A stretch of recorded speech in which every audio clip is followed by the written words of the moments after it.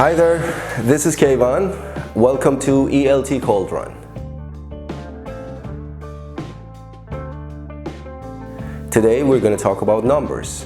First of all, cardinal numbers, to count different things. Remember, whatever number of digits you have in your number, you just need to separate them by means of commas from the right-hand side. And between the hundreds and the singles or the tens, you need to put an and between the numbers when you read them. Although this is not a rule and sometimes it's not followed. Secondly, ordinal numbers. We use them for many occasions, or let's say on many occasions, that we have to talk about the sequence or the order of something. For example, the number of floor of the building you're living in, or the date that you were born on. So, in my case, I was born on June the 16th, or June 16th. The is usually used in a British orientation of saying the dates, and in American, they don't generally go for it. However, there's also another way that goes like this.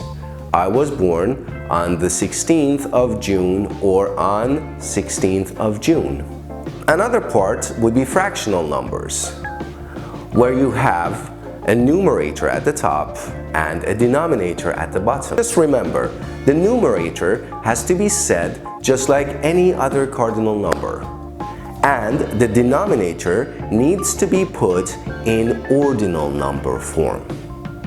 And if the numerator has a number value of more than 1, do not forget to pluralize the denominator.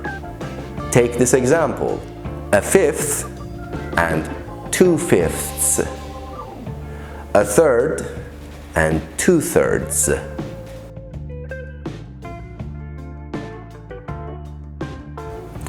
That's all for fractional numbers.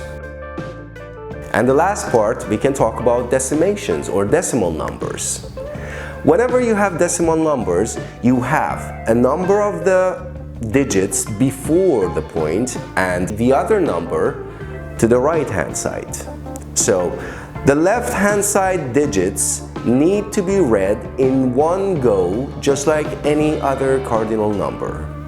But the digits to the right-hand side of the point have to be said one at a time, one by one.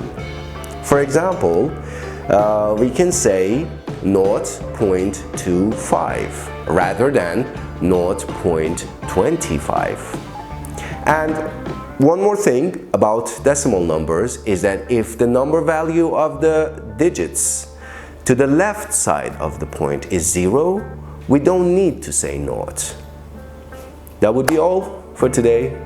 Please leave your comments and your ideas for me to check out on them.